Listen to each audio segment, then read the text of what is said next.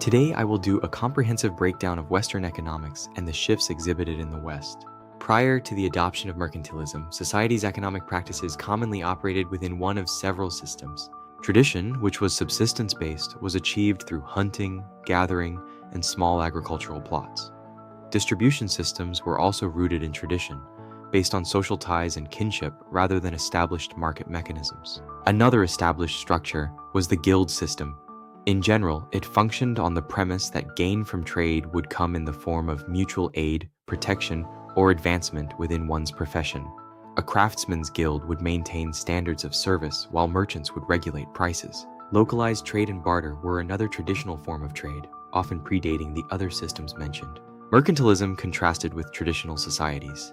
Tradition-based trade had no formal balance of trade between imports and exports, whereas mercantilism sought to establish them on principle in order to ensure national advantage. Additionally, the accumulation of precious metals in exchange for goods also contrasted with the social and kinship-based distribution system. Ultimately, mercantilism differed from guild systems on the basis of scale. While guild systems helped organize early commercial life, they only reached local spheres and not internationally.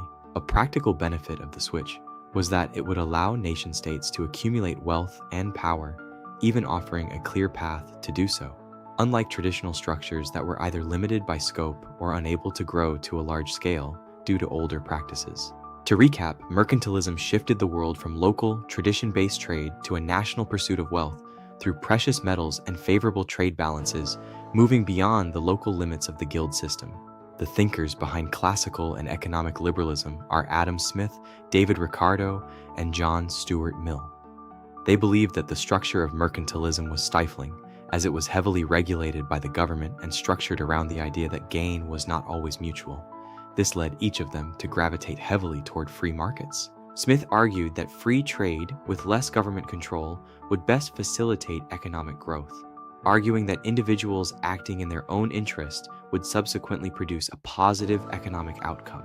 Ricardo expanded on this. He produced the comparative advantage theory, where both parties weigh the cost of opportunity and take advantage of areas where it is lowest, which allows both to experience gain, directly refuting the mercantilist belief of non-mutual gain. Later, Mill would develop these beliefs and apply them to broader political and economic questions. Furthermore, liberalization, which involves reducing restrictions on international trade and capital, has been a significant driver of economic growth. This new form of thinking would have a long-lasting influence, shaping modern trade today.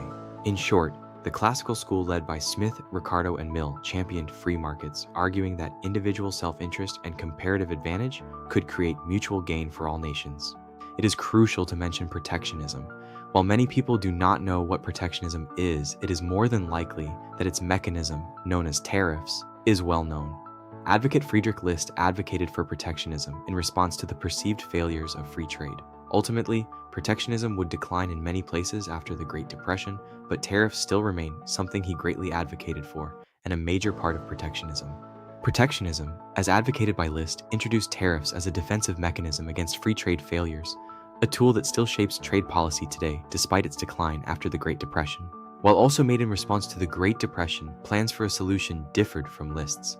Ultimately, Keynesian economics would go against traditionally defined free markets and advocate for government intervention during economic downturns. The Great Depression of the 1930s served as the ultimate catalyst for change. The global economic collapse exposed the limitations of both pure protectionism and classical non-intervention, creating an urgent need for a new economic framework to prevent future catastrophes.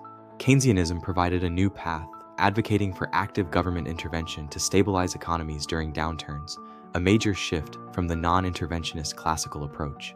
Western economics has changed greatly over the years, but even so, innovation leads to growth. But that same innovation never would have come about without the minds behind it.